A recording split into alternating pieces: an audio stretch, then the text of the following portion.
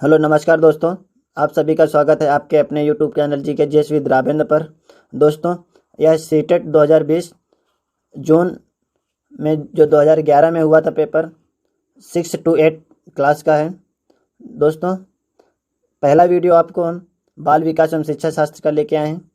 यह वीडियो केवल 30 प्रश्नों का रहेगा, एक सब्जेक्ट का, बाल विकास का। दोस्तों, ऐसे ही हर एक सब्जेक्ट का आपको वीडियो पर डे लेके आएंगे, जिससे कि आप लोगों को ज़्यादा क्वेश्चंस ना होने के साथ साथ केवल एक सब्जेक्ट का पर डे वीडियो करवाएंगे। आप लोग अच्छे से मन से पढ़ें और इस बार सीटेट का एग्ज़ाम पहली बार में क्रैक करना है।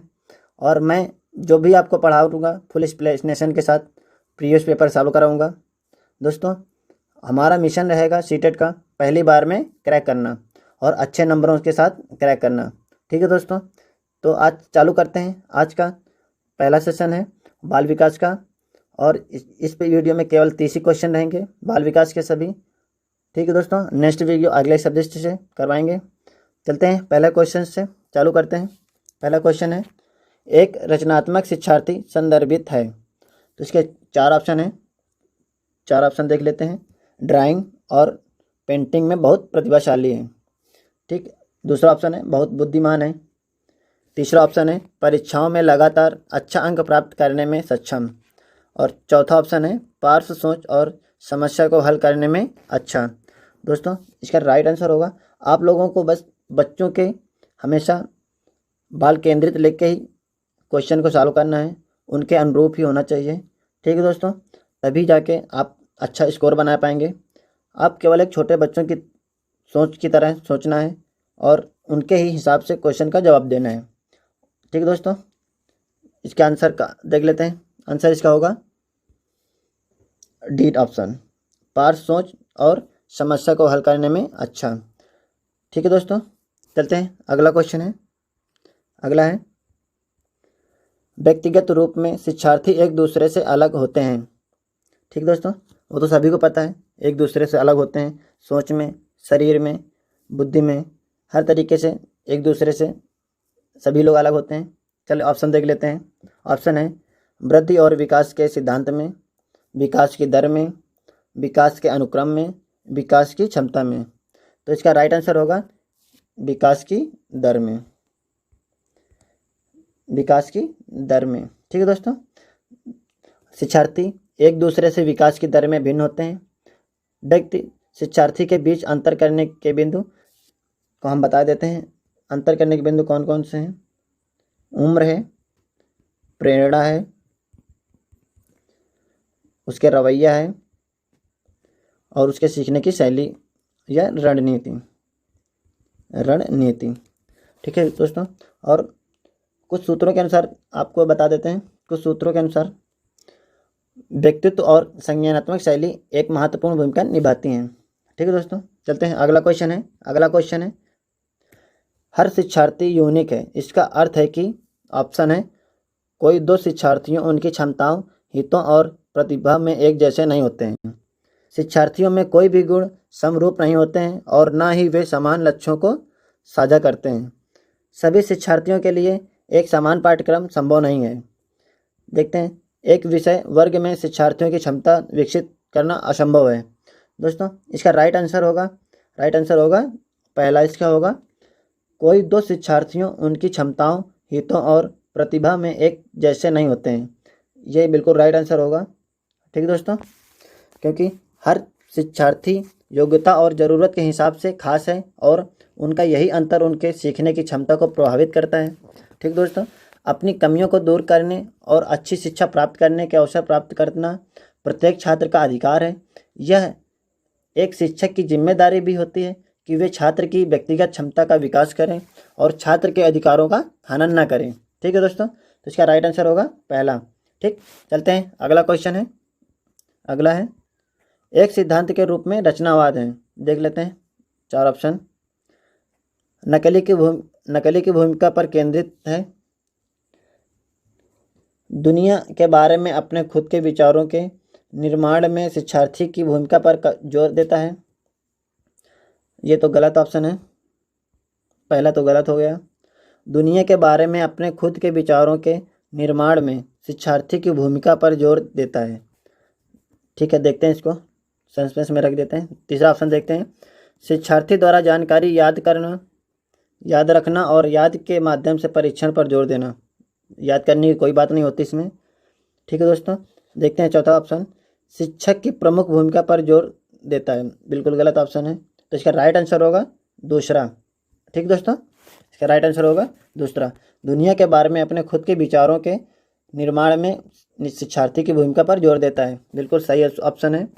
और रचनावादी अधिगम को वातावरण की आवश्यकता होती है कि छात्र अपने पूर्व ज्ञान के अनुभवों तथा उपयोग करके अधिगम की नई संबद्ध या अनुकूली अवधारणाएं तैयार करें।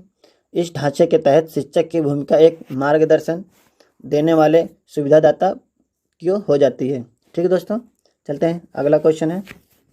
अगला क्वेश्चन देख लेते हैं। अगला क्वेश्चन है, अवधारणाओं के विकास मुख्य रूप से एक का हिस्सा है। आपके चार ऑप्शन हैं, चार ऑप्शन है इसके। भावात्मक विकास, अवधारणाओं के कॉन्सेप्ट, अवधारणा यानी कॉन्सेप्ट, कॉन्सेप्ट ऑफ डेवलपमेंट। देख लेते हैं, भावात्मक विकास, बौद्धिक विकास, शारीरिक विकास, सामाजिक विकास। दोस्तों, विकास का एक हिस्सा कौन सा होता है? बौद्धिक विकास। ठीक दोस्तों, जो बौद्धिक विकास ज्ञान और कौशल का मानसिक या ज्ञानात्मक प्रक्रिया द्वारा अधिग्रहण है, जो प्रक्रिया हमारे मस्तिष्क के भीतर सूचनाओं के प्रसंस्करण के लिए बनी होती है। ठीक है दोस्तों, इसका राइट आंसर होगा बी, बौद्धिक विकास। चलते हैं, अगला क्वेश्चन है, आनुवंशिकता एक सामाजिक संरचना के रूप में माना जाता है। देखते हैं, चार ऑप्शन है, मुख्य, माध्यमिक, गतिशील।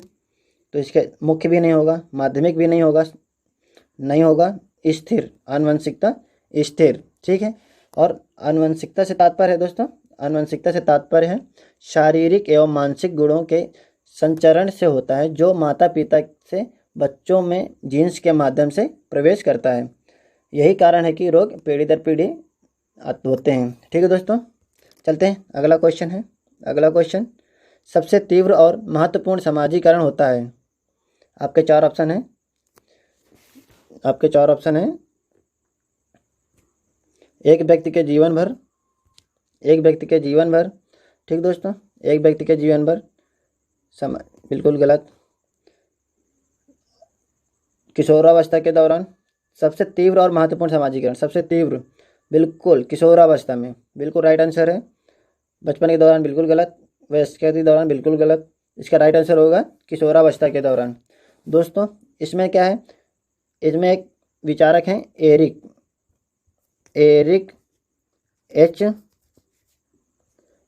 एच एरिक्सन महोदय ने जीवन पाठ्यक्रम के चुनौतियों के बारे में बताया है। इन्होंने इसको 8 चरणों में बांटा है, जो कि पहले चरण में प्रारंभिक अवस्था को रखा है, जिसमें बच्चे विश्वास और अविश्वास करना सीखते हैं, और यह एक उम्र की है, 1 साल की उम्र है। और दूसरे चरण में दोस्तों टॉडलरहुड या स्वायत्ता बनाम संदेश, जो 2 से तीसरा वर्ष है। इसमें आसपास बच्चों को चुनौती का सामना करना पड़ता है। और तीसरा चरण है प्री स्कूल, यह 3 से 6 वर्ष का है। बच्चे पहल और अपराध के बीच अंतर को समझने लगते हैं। और चौथा चरण है जो कि 6 से 11 वर्ष तक का है, परिश्रम और हीनता के बारे में। ठीक है दोस्तों, और पांचवा चरण है भ्रम बनाम पहचान पाने में। ठीक है दोस्तों, और छठा चरण है अंतरंगता और अलगाव की चुनौतियों से निपटने के लिए युवा लोग जीवन के बारे में जानकारी हासिल करते हैं। ठीक, 7वां चरण है मध्यम वयस्कता के लोगों को एक अंतर बनाने की कोशिश की चुनौती का अनुभव होता है। और 8वां चरण है दोस्तों, अंतिम चरण बुढ़ापा का होता है। इसमें लोग ईमानदारी और निराशा की चुनौतियों के बारे में सीखते हैं। ठीक है दोस्तों, चलते हैं, अगला क्वेश्चन है। अगला है, शिक्षार्थियों जो पहले से सीख चुके हैं उनकी पुनरावृत्ति या याद में मदद करना महत्वपूर्ण है, क्योंकि इसके 4 ऑप्शन हैं, यह किसी भी कक्षा अनुदेश के लिए एक सुविधाजनक शुरुआत है। बी ऑप्शन है पूर्व ज्ञान। तो इसका आप राइट, ये भी गलत ऑप्शन है। यह किसी भी कक्षा अनुदेश के लिए एक सुविधाजनक शुरुआत है, बिल्कुल गलत है। बी ऑप्शन, पूर्व ज्ञान का नई जानकारी से संबंध अधिगम को बढ़ाता है। बिल्कुल, कुछ भी कार्य करना है, कोई भी टॉपिक लेना है, उसके पूर्व ज्ञान से ही रिलेटेड होना चाहिए। तो इसका राइट आंसर यही होगा। देख लेते हैं अगला। यह पुराने सबक के संशोधन के लिए एक प्रभाव, बिल्कुल बेकार। यह शिक्षार्थियों की स्मृति को बढ़ाता है, जिससे, बिल्कुल गलत। तो इसका राइट आंसर होगा बी ऑप्शन सही है। ठीक है, जो पूर्व ज्ञान का नई जानकारी से संबंध अधिगम को बढ़ाता है, और अधिगम का अर्थ होता है एक सीखना। ठीक दोस्तों, चलते हैं अगला क्वेश्चन है, पियागेट के अनुसार विकास के पहले चरण जन्म से 2 साल की उम्र तक के दौरान एक बच्चे सबसे अच्छा सीखता है। दोस्तों, जन्म से, इसको संवेदी अवस्था भी बोलेंगे। इंद्रियों का उपयोग करके, तटस्थ एवं समझने से, एक सार व्यवसाय में सोच से, भाषा के नए अधिग्रहित ज्ञान को लागू करने से। तो इसका राइट आंसर तो आप सभी को पता ही होगा, इंद्रियों का उपयोग करके।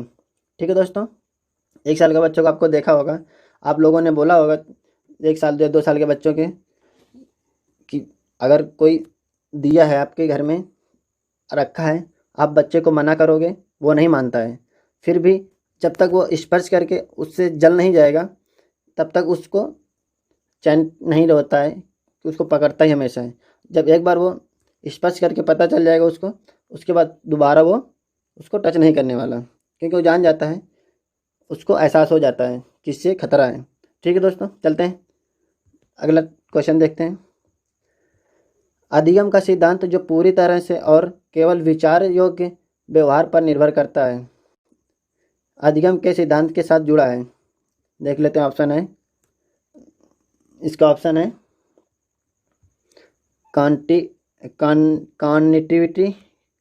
कॉग्निटिविस्ट, विकासात्मक, व्यवहारवादी, रचनावादी। तो इसका राइट आंसर होगा व्यवहारवादी। ठीक है दोस्तों, इसका व्यवहारवादी, तो यहाँ व्यवहारवादी अधिगम के सिद्धांत के साथ जुड़ा हुआ है। चलते हैं अगला क्वेश्चन देख लेते हैं। भारतीय समाज के बहुभाषी चरित्र के रूप में देखा जाना चाहिए। तो आपके 4 ऑप्शन हैं। शिक्षण अधिगम प्रक्रिया में एक बाधा। ठीक है दोस्तों, शिक्षण अधिगम प्रक्रिया में एक बाधा, स्कूल जीवन के संवर्धन के लिए एक संसाधन, छात्रों को अधिगम के लिए प्रेरित करने के लिए शिक्षक की क्षमता के लिए एक चुनौती। एक और पहलू है कि स्कूल जीवन शिक्षार्थियों के लिए एक जटिल अनुभव करता है। तो इसका राइट आंसर देख लेते हैं। शिक्षण अधिगम प्रक्रिया में एक बाधा, तो कोई बाधा नहीं, ये तो होगा ही नहीं, तो गलत है। स्कूल जीवन के संवर्धन के लिए एक संसाधन, ये राइट आंसर है। स्कूल जीवन के लिए संवर्धन के लिए एक संसाधन। ठीक है दोस्तों, चलते हैं अगला क्वेश्चन देखते हैं। रचनात्मक जवाब की आवश्यकता है। रचनात्मक जवाब की आवश्यकता है। आपके 4 ऑप्शन हैं। प्रत्यक्ष शिक्षण और सीधे सवाल,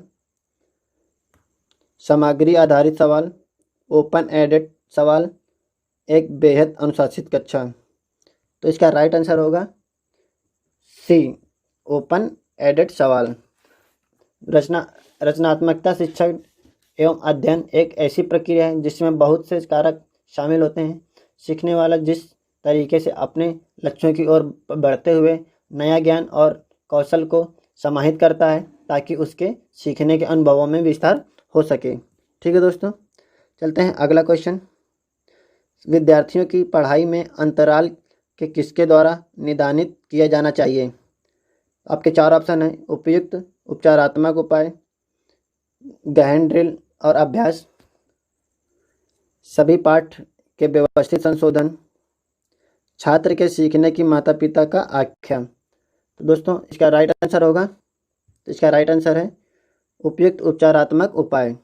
ठीक दोस्तों, इसका राइट आंसर है उपयुक्त उपचारात्मक उपाय। ठीक दोस्तों, देखते हैं निदान क्या होता है। निदान शैक्षिक निदान के अंतर्गत छात्रों की कमजोरियों, समस्याओं और कठिनाइयों के मूल कारण का ज्ञान प्राप्त किया जाता है। इसके बाद छात्रों की अध्ययन संबंधी त्रुटियों को दूर करने के लिए उनके उपचार और निदान का काम किया जाता है। छात्रों की कमियों का जितनी अच्छी तरह से निदान किया जा सकेगा, उपचारात्मक परिणाम उतने ही अच्छे होंगे। ठीक है दोस्तों, चलते हैं अगला क्वेश्चन की तरफ। निम्नलिखित बयानों में से कौन अधिगम की एक विशेषता के रूप में नहीं माना जा सकता है? आपके 4 ऑप्शन हैं। अधिगम वह प्रक्रिया है जो व्यवहार की मध्यस्थता करता है। अधिगम कुछ अनुभवों के एक परिणाम के रूप में होता है। व्यवहार का अध्ययन अधिगम है। अधिगम भी अधिगम का एक हिस्सा है। दोस्तों, इसका राइट आंसर होगा सी नंबर, व्यवहार का अध्ययन अधिगम है। ठीक है दोस्तों, सीखना अथवा मौजूदा विकसित ज्ञान, व्यवहार कौशल, मूल्यों या प्राथमिकताओं को संशोधित करने की प्रक्रिया है।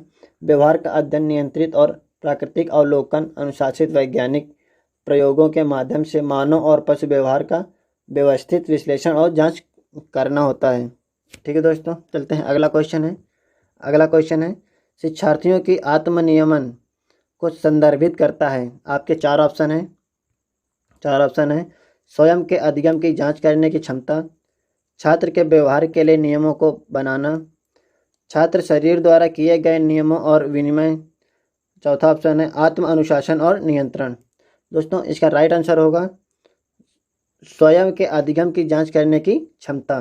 ठीक है, आत्मनियमन का मतलब खुद होता है स्वयं। ठीक है दोस्तों, चलते हैं अगला क्वेश्चन। इनमें से कौन सी समझने के लिए शिक्षण को प्रतिबंधित नहीं करता है? ठीक, ऑप्शन देख लेते हैं। छात्रों से उनके ही शब्दों में एक घटना या एक अवधारणा की व्याख्या कराना, छात्रों को एक कानून कैसे काम करता है का वर्णन करने के लिए उदाहरण देना, छात्रों समानता और अंतर देखने के लिए सहायता करना और उपमा उत्पन्न करना, अलग तथ्यों और प्रक्रियाओं को याद करने के लिए सक्षम बनाना। तो इसका राइट आंसर होगा डी। इसका राइट आंसर होगा डी, अलग तथ्यों और प्रक्रियाओं को याद करने के लिए सक्षम बनाना। ठीक दोस्तों, चलते हैं अगला क्वेश्चन देख लेते हैं। निम्नलिखित बयानों में से कौन अधिगम के बारे में सच है? अधिगम लर्निंग। ठीक है दोस्तों, ऑप्शन है बच्चों द्वारा की गई त्रुटियों से संकेत मिलता है कि उन्हें अभी कुछ नहीं सीखा है। और दूसरा ऑप्शन है अधिगम शिक्षार्थियों के लिए भावात्मक रूप से सकारात्मक और संतोषजनक वातावरण प्रभावी है। ठीक है दोस्तों, और देख लेते हैं तीसरा ऑप्शन है अधिगम शिक्षा के किसी भी स्तर पर भावात्मक कारणों से प्रभावित नहीं होता है। चौथा ऑप्शन है अधिगम मौलिक रूप से एक मानसिक गतिविधि है। दोस्तों, देख लेते हैं इसका राइट आंसर क्या होगा। राइट आंसर है अधिगम शिक्षार्थियों के लिए भावात्मक रूप से सकारात्मक और संतोषजनक वातावरण प्रभावी है। राइट आंसर इसका होगा बी। दोस्तों, अधिगम एक व्यापक, सतत एवं जीवन पर्यंत चलने वाली प्रक्रिया है जो मनुष्य जन्म से ही सीखना प्रारंभ करता है और जीवन भर सीखता रहता है। ठीक है दोस्तों, चलते हैं अगला क्वेश्चन मानव विकास के कुछ सिद्धांत पर आधारित है। निम्न में से कौन सा मानव विकास का एक सिद्धांत नहीं है? दोस्तों, पूछा है, सिद्धांत नहीं है।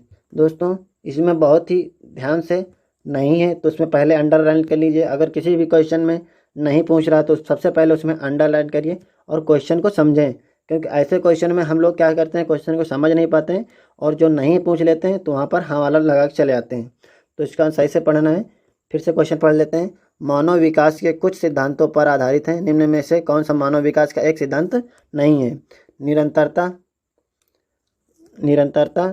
तो है, और श्रृंखलामयता ये भी है, विशिष्ट करने के लिए जर्नल दोस्तों ये भी है, प्रतिवर्ती जो ये नहीं है सिद्धांत मानव विकास का। ठीक है दोस्तों, मानव विकास को मुख्य रूप से 3 पारस्परिक प्रक्रियाओं द्वारा दर्शाया गया है, जैसे कि आकलन, अवकलन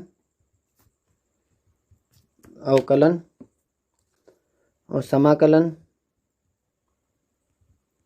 समाकलन और तीसरा शिक्षण।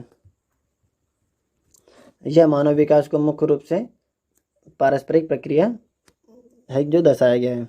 चलते हैं, अगला क्वेश्चन है, मूल्यांकन का मुख्य उद्देश्य होना चाहिए। मूल्यांकन का मुख्य उद्देश्य होना चाहिए शिक्षार्थियों की त्रुटियों को दर्शाना, शिक्षार्थियों को उपलब्धि को मापना, एक छात्र अगली कक्षा के लिए प्रोत्साहित किया जाना चाहिए, इसे तय करना।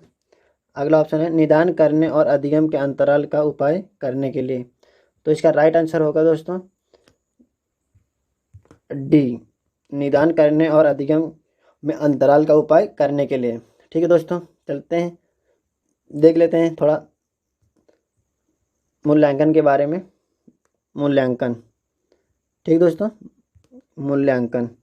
मूल्यांकन यह एक ऐसी प्रक्रिया है जिसमें छात्र के सर्वांगीण विकास ही मुख्य उद्देश्य होता है, जिसमें छात्र के शैक्षिक और व्यवहारिक परिणामों का मूल्यांकन किया जाता है, जिसमें छात्र की योग्यता, अभिवृत्ति, अभिरुचियाँ, शौक आदि क्षमताएं मापी जाती हैं। ठीक है दोस्तों, चलते हैं, नेक्स्ट क्वेश्चन चलते हैं।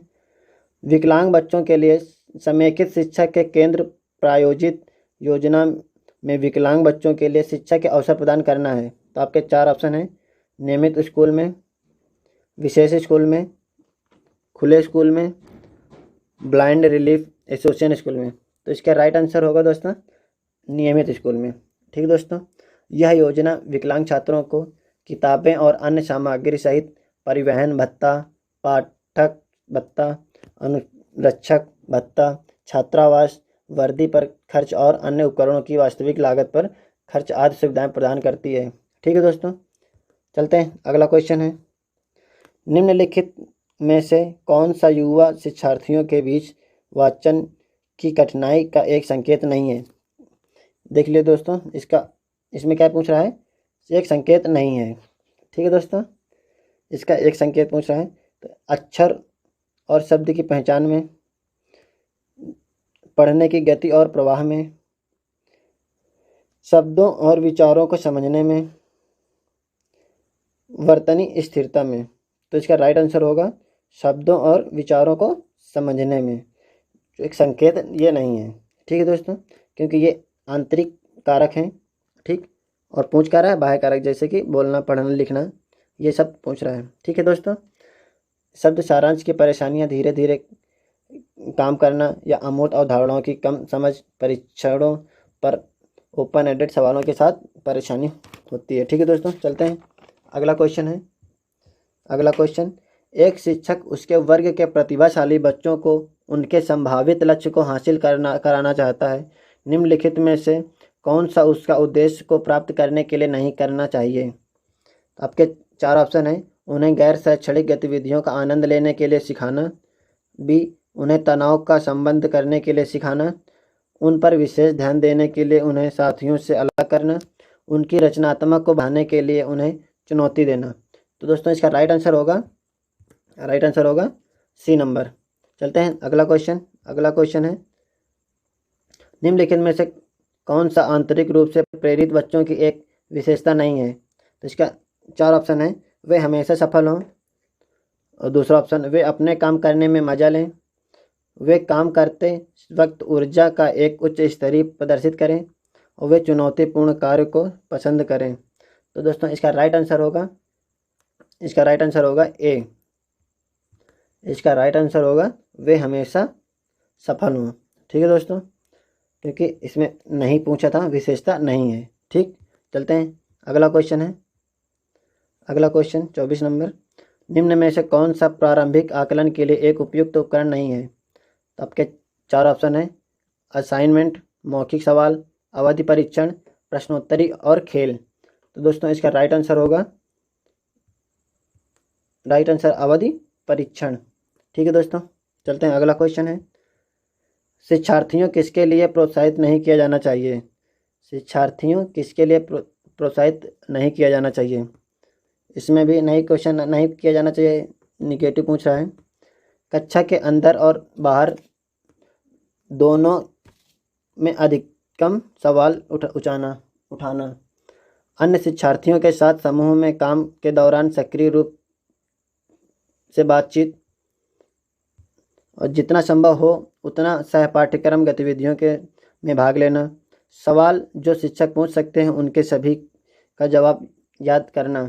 दोस्तों इसका राइट आंसर होगा डी, सवाल जो शिक्षक पूछ सकते हैं उनके सभी का जवाब याद करना। तो इसमें क्या था, निगेटिव पूछा, इसलिए जवाब याद करना। ठीक है दोस्तों।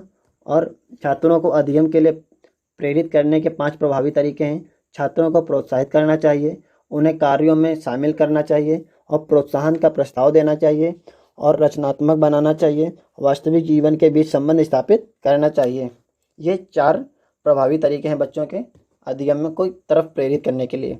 चलते हैं अगला क्वेश्चन है प्रेक्षणात्मक अधिगम संप्रदाय द्वारा दिया गया था। तो इसके 4 ऑप्शन है टोलमैन, बंडूरा, थार्नडाइक, कोहलर। तो इसका राइट आंसर होगा बंडूरा। ठीक है दोस्तों, चलते हैं अगला क्वेश्चन देख लेते हैं। अगला क्वेश्चन है बयान पुरुष आमतौर पर महिलाओं से ज़्यादा बुद्धिमान होते हैं। तो इसके ऑप्शन है, सच हो सकता है, लिंग भेद को दर्शाता है, बुद्धि के अलग क्षेत्र के लिए सच है। तो इसका राइट आंसर होगा लिंग भेद को दर्शाता है। कोई ज़रूरी नहीं है कि मनुष्य तेज महिलाओं से ज़्यादा बुद्धिमान होते हैं। ठीक है दोस्तों, चलते हैं अगला क्वेश्चन की तरफ। एक बच्चे के विकास के सिद्धांत को समझना एक शिक्षक को मदद करता है। आपके 4 ऑप्शन है शिक्षार्थी की सामाजिक स्थिति की पहचान में। दूसरा ऑप्शन है शिक्षार्थी की आर्थिक पृष्ठभूमि के पहचान में। तीसरा ऑप्शन है क्यों तर्कसंगत रूप से शिक्षार्थी को सिखाया जाना चाहिए। शिक्षार्थी के विभिन्न अधिगम शैली का प्रभावी ढंग से उपयोग। तो इसका राइट आंसर होगा शिक्षार्थियों के विभिन्न अधिगम शैली का प्रभावी ढंग से उपयोग। ठीक है दोस्तों, चलते हैं अगला क्वेश्चन देख लेते हैं। अगला क्वेश्चन है क्रिस्टीना अपनी कक्षा को एक क्षेत्र की यात्रा के लिए लेकर कई और वापस आने के बाद उसने अपने छात्रों के साथ यात्रा पर चर्चा की। यह किस रूप में देखा जा सकता है। आपके 4 ऑप्शन है अधिगम का आकलन, आकलन के लिए अधिगम के लिए आकलन, अधिगम का आकलन, अधिगम के लिए अधिगम, आकलन के लिए अधिगम, आकलन के अधिगम। दोस्तों इसका राइट आंसर है ए ऑप्शन सही होगा इसका, अधिगम का आकलन। और दोस्तों छात्रों के अधिगम का मूल्यांकन करने के 2 उद्देश्य होते हैं, योगात्मक मूल्यांकन, दूसरा होता है निर्णयात्मक मूल्यांकन। और योगात्मक मूल्यांकन क्या होता है, यह पहले किए गए कार्यों का मूल्यांकन करता है। और निर्माणात्मक मूल्यांकन होता है, इस मूल्यांकन के परिणामों का अगले अधिगम अनुभव को बदलने के लिए उपयोग किया जाता है। चलते हैं दोस्तों अगला क्वेश्चन देख लेते हैं। कथन है, लास्ट क्वेश्चन है दोस्तों, एक बच्चे के समुचित विकास के लिए एक महत्वपूर्ण पूर्व शर्त है उसे यह सुनिश्चित करना है कि उसका शारीरिक विकास स्वस्थ है। उसको बताना है दोस्तों, देख लेते हैं। ऑप्शन है झूठ है क्योंकि शारीरिक विकास किसी भी तरह के विकास के अन्य क्षेत्र को प्रभावित नहीं करता है, बिल्कुल गलत। और बी ऑप्शन देख लेते हैं, गलत हो सकता है क्योंकि विकास व्यक्ति से व्यक्ति के रूप में बदलता रहता है, बिल्कुल गलत ऑप्शन। सच है क्योंकि शारीरिक विकास के क्रम में सर्वोच्च स्थान रहता है, गलत है ऑप्शन। तो इसका ये भी गलत, ये भी गलत, वो भी गलत। और सच है क्योंकि शारीरिक विकास का विकास के अन्य क्षेत्र के साथ अंतर संबंध होता है। तो इसका राइट आंसर होगा डी। ठीक है दोस्तों वीडियो पसंद आया हो तो लाइक करें। ऐसे ही वीडियो दोस्तों आपको देते रहेंगे हर सब्जेक्ट का। सबसे पहले आप 2011 का जो प्रीवियस पेपर है इसके आपका पहला सब्जेक्ट का हो गया है जो बाल विकास का था। इसके बाद अब अगला सब्जेक्ट का अगला वीडियो देंगे, केवल एक ही सब्जेक्ट का रहेगा। फिर उसके बाद हर सब्जेक्ट का अलग वीडियो देंगे और आप लोगों को पढ़ने में दिक्कत ना हो, जिससे कि आपकी अच्छी से तैयारी हो सके। दोस्तों वीडियो पसंद आया तो लाइक करें और सब्सक्राइब चैनल को कर लें। धन्यवाद।